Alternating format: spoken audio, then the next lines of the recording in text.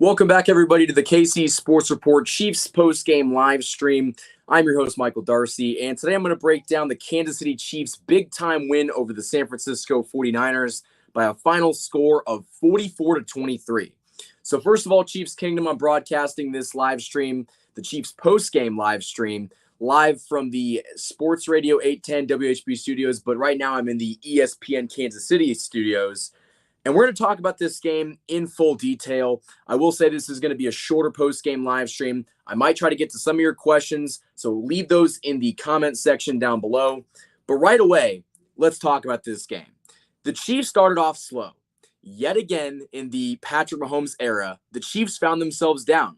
In fact, the Chiefs were down 10-0 again to the San Francisco 49ers, which proved to not be costly in any way whatsoever, because the Chiefs came roaring back to win this game by multiple touchdowns.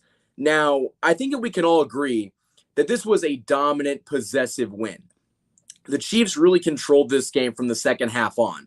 But the key word there is the second half on, because in the first half, the Chiefs did not play a very pretty game.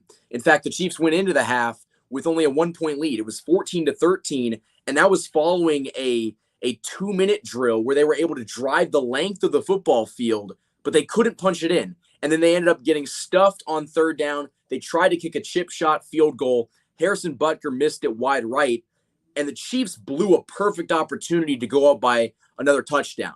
But again, they were able to come back in the second half and finish this game out strong. But I want to point on some of the negatives before we get into some of the positives, because the positives in this game drastically outweigh the negatives, but there were some negatives. And I think that, again, we've talked about this for so many weeks. The special teams unit continues to be a problem. Dave Toub is putting his guys in the worst possible positions. Sky Moore muffed a punt today. That ended up resulting in a San Francisco 49ers touchdown, and they were not able to stop them on the kickoff. They were able to get like some big chunk yardage on the returns. That's stuff that we cannot see. And again, Dave Toub, why are you putting Sky Moore out there for punt returns? Just don't do it. He has proven time and time again that he does not have the confidence nor the skill set to do that. Let him be a productive wide receiver in this offense. Don't mess around. You don't need to put him as a punt returner. You have Isaiah Pacheco, and Isaiah Pacheco was fantastic today, both returning kicks and in the running game. He had like a 49-yard return, which gave the Chiefs great field position. Then he got pushed out of bounds on a late hit, and the Chiefs got even better field position, and they ended up scoring later on that drive. But the Chiefs' offense in this game teetered on both excellence and not excellence. In the first half, and I'm not trying to stray a lot on the negatives, but in the first half, they were just kind of meh. They had some trouble moving the ball. But in the second half, Patrick Mahomes was able to find all of his receivers with ease. I mean, Juju Smith-Schuster is becoming that wide receiver number one that we all thought he could be. In this game, he had over 100 yards receiving, and I believe he had a touchdown. I can't see that because I don't have the stats in front of me. But Mecole Hardman had 3 touchdowns in this game. He had 2 jet sweep touchdowns. I believe he had 2 rushing and 1 receiving. And, you saw Clyde Edwards-Helaire get involved. He had a 16-yard touchdown run where he went into the end zone untouched. I'm looking through my notes right now. Yeah, Mecole Hardman had the first touchdown with a 25-yard jet sweep. Then Mahomes hit Juju for the final touchdown of the game. I know I skipped some in between, but Mahomes to Juju for the big TD down the stretch. That was kind of the ending moment in this game where you just knew it was over. But Mahomes kind of hit all of his receivers. Now that I'm looking at my notes, he hit Justin Watson for a touchdown. MVS had a big-time catch down the field for 57 yards. I mean, we know Mecole Hardman had 3 touchdowns on the day.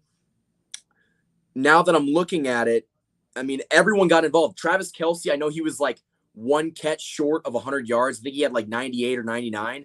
But you had 3 receivers almost get you 100 yards. Like, this is the kind of production that we wanted to see. And the only thing that I'm going to say is, where's Tyreek Hill, guys? Tyreek Hill is not on this team. And against the best, I believe it was the best scoring defense in the NFL, Patrick Mahomes dropped 44 points effortlessly. This game was over with 6 minutes to go in the fourth quarter. And in fact, I know that because I came to the station to run the KC Current game, which congrats to the KC Current for advancing to the NWSL championship game for the Women's League. Really good game. But when I showed up to the studio to produce that game, the game was already over. Chad Henne was in the game.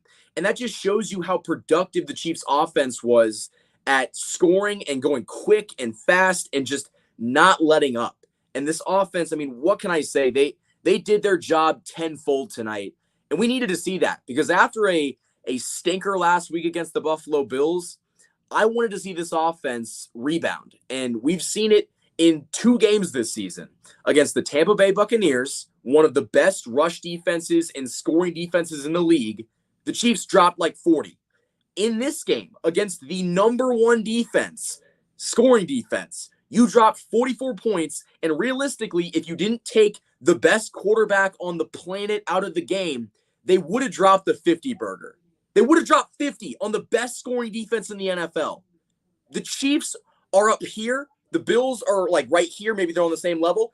Everybody else is down here. I mean, you're seeing it in the division. The Broncos got beat by the Jets today. You saw the Chargers get steamrolled by the Geno Smith-led Seahawks. The Chiefs still own this division. They will continue to own this division. And when you're seeing offensive performances like this, your defense doesn't even have to be perfect. But I want to give my props to this Chiefs defense. Chiefs Twitter is an interesting place. I think you could all agree that if you're tuning into the game, you should probably stay off Twitter. If you don't want to see something that's going to piss you off, don't go on Twitter because Twitter is a hellhole at times. And on the first couple drives for the 49ers, when Christian McCaffrey, who was making his 49ers debut, was beating the Chiefs badly on the ground, and when Brandon Ayuk and George Kittle were gassing this defense, Chiefs Twitter kind of got a little bit antsy. They got up in arms. But I think that we need to give our credit to the defense because they really made some good adjustments at the end of the first half and going all the way through the second half. I mean, last week, guys, they could not get any pressure on the Buffalo Bills. In this game, they had 5 sacks on Jimmy Garoppolo. They had a safety. Frank Clark was able to get to Jimmy Garoppolo in the end zone for a safety. We were able to see our defense make plays. Joshua Williams, I talked about Sky Moore muffing that punt. Well, Joshua Williams saved his ass by intercepting Jimmy G at the goal line, saving a touchdown. Now, we can't count on that every single week because we don't play Jimmy G every single week. And I don't want to discount some of Jimmy G's accomplishments, but you knew that coming into this game, he was going to give you a couple. You didn't know how many he was going to give you, but he was going to make some mistakes. And the Chiefs, for all intents and purposes, they were able to capitalize on those mistakes. And that was the difference in this game. If the Chiefs would have not converted on a couple of those like 3rd and longs, I believe they had a 3rd and 20. It was the 3rd and 20 where they just threw a little dump off pass, a screen pass to Jerick McKinnon, and he got 20 plus yards on the play, setting the Chiefs up on the goal line. That was huge. I think he got to the 4-yard line when they were at like the 25 or something ridiculous like that. That was huge. And then they had like a 3rd and 11 that they also converted. And if you don't convert those 3rd downs, you probably don't win this game. But again, the Chiefs have shown time after time, and specifically in the Patrick Mahomes era, that no down and distance is too long. They will find a way to get it done, and that's what they did in this game. And those 2 big 3rd down conversions were the difference in this game. So I think that we need to kind of look back at this game and say that the defense and the offense played a really good game for about 3 quarters. The first quarter, they left a little bit to be desired. I think that they can still get a lot better, but you can't complain. This game in the second half gave you an opportunity to not complain about this game because the Chiefs came out in full force. They scored right away, and they scored often, and they just never let up. That's kind of been the thing with Andy Reid is that, sometimes the play calling just kind of seems stagnant, and they kind of stall, and they can't score when it really matters. In this game against, again, the best scoring defense in the game, they had no problems. They scored early. They scored often. They scored fast. The 49ers just looked gassed. They had no answer for Patrick Mahomes, Travis Kelce, MVS, Juju Smith-Schuster, Isaiah Pacheco, who I forgot to mention, took over as the starter for Clyde Edwards-Helaire, but Clyde Edwards-Helaire ended up kind of taking over for Pacheco like after the first drive. But Pacheco looked good. Clyde looked good on that TD run. The Chiefs are starting to put the pieces together, and they're not going to have Tyreek Hill. We obviously know this. They're going to have that big hole. But as we talked about all offseason long, it wasn't going to define the Chiefs. Losing Tyreek Hill sucks, but it wasn't going to hurt the Chiefs the way that everybody else thought it was. And in this game, without one of the best wide receivers in football, Patrick Mahomes dropped 44 points. And I saw this on Twitter. Patrick Mahomes did this with mediocre wide receivers. Now, I don't want to disrespect our wide receiver core like that because I think that Juju Smith-Schuster has proven that with a good quarterback, somebody that can throw the ball more than 15 yards in the air, he is a competent, good number 2 wide receiver in any system. Travis Kelce, obviously, he's not a wide receiver, but he's the best tight end in the game, and he showed that in this game. MBS, although he's had some drops early on in the season, had a really good game today. And Mecole Hardman, you could argue this was the Mecole Hardman game. He had 3 touchdowns and 60 yards. This was the game that Chiefs fans needed to see out of Mecole Hardman to kind of give us some hope.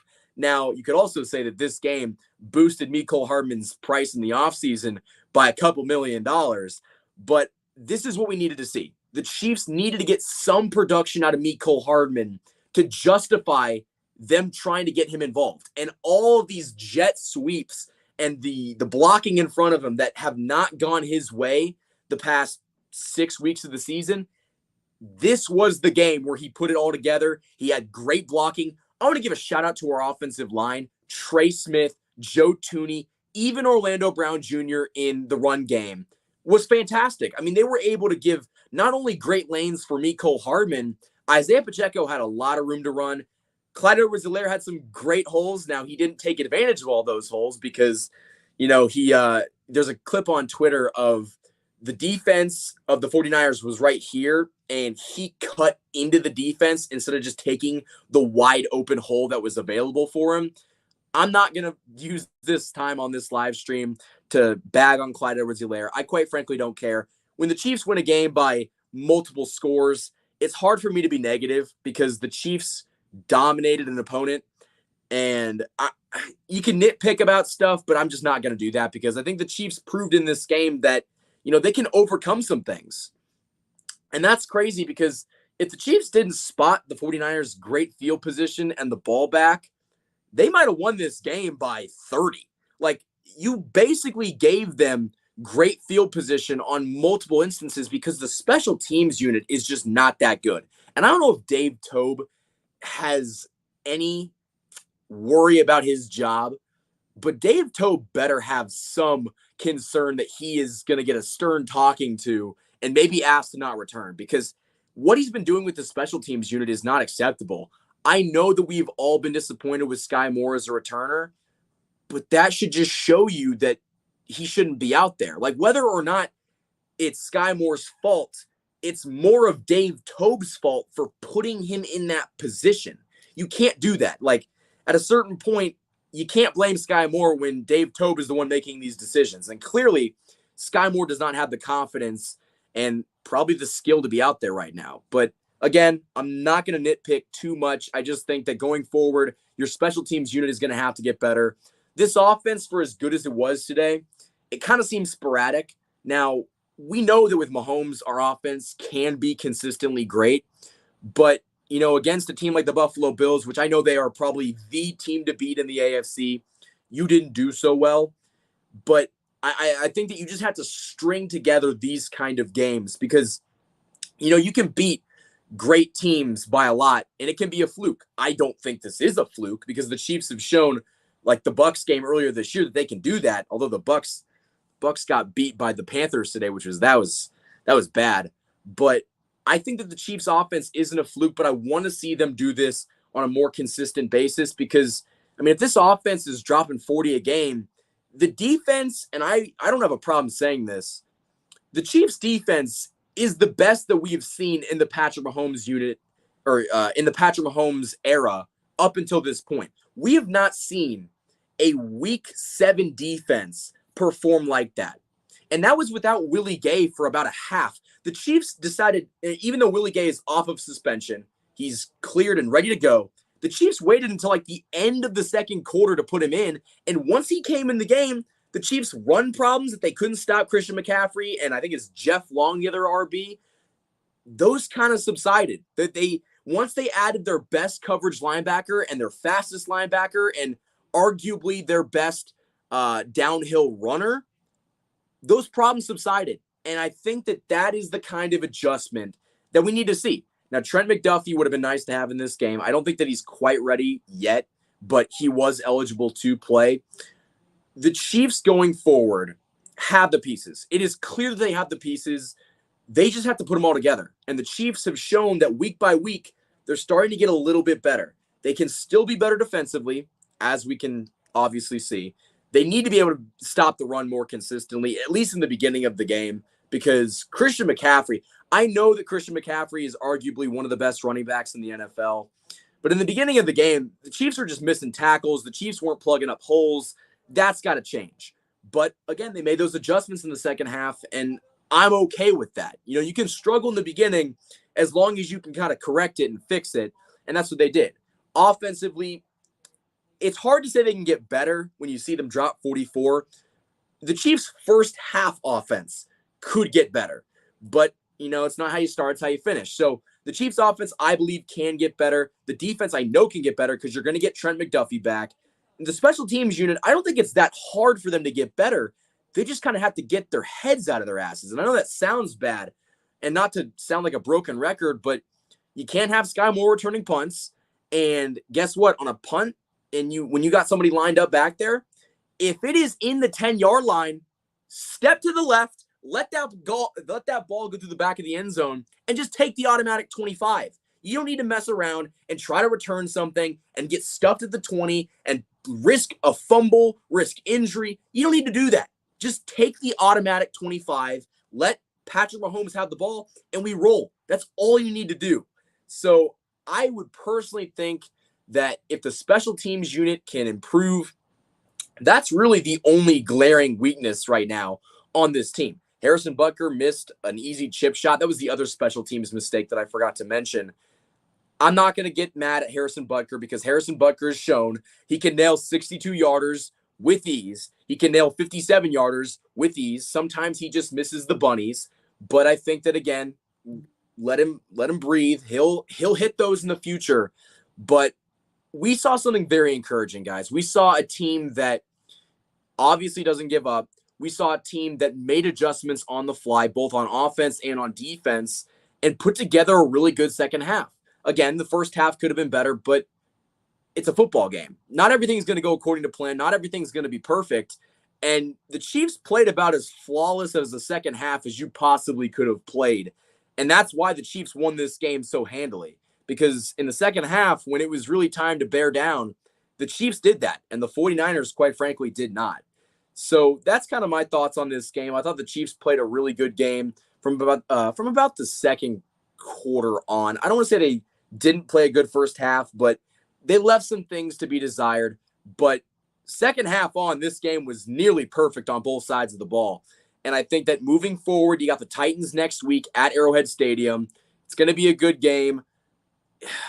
It's going to be a game the Chiefs can definitely win. But right now, the Chiefs are 5-2.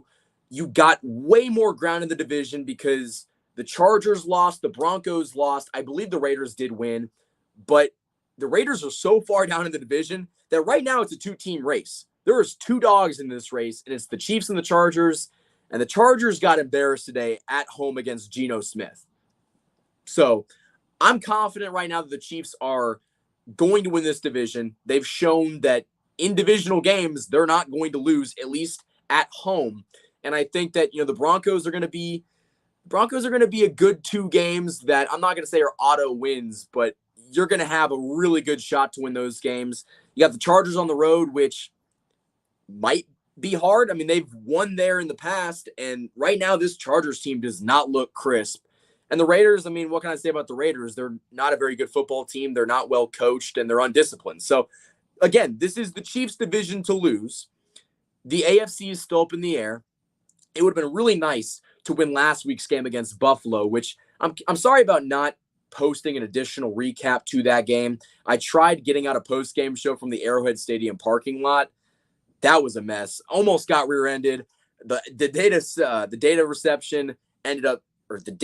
reception ended up not really working, and so it cut out a lot. But the Chiefs really were even with the Bills until the final 2 minutes of the game, and that's a toss-up.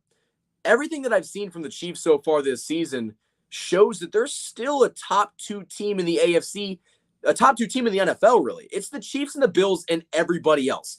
Miss me with the Eagles, miss me with the Giants. I don't want to hear anything about how the Giants and the Eagles are going to compete with the Chiefs for a Super Bowl. It's just not going to happen. I know the Bucks and the Packers, who lost again today, and the Rams don't look that good, but it's the Chiefs and the Bills and everybody else. And those are the 2 teams that in the AFC are going to meet in the playoffs.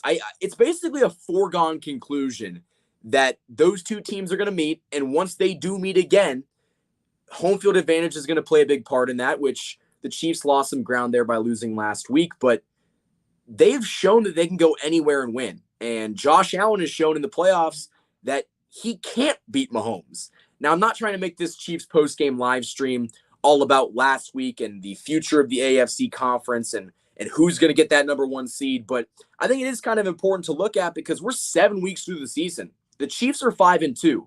The Chiefs had one of the toughest first 8 to 12 games, I believe, in NFL history. They ranked their schedule, and it was the most difficult that any team has had to face. It was like 8 playoff teams in a row, or 8 teams that had above 500 record in the previous season, and you're sitting at 5-2 after all of the offseason turnover, after all of the talking heads spent all offseason talking about how the Chargers won this division back in August and how the Chiefs were just going to rot in the bottom of the AFC West.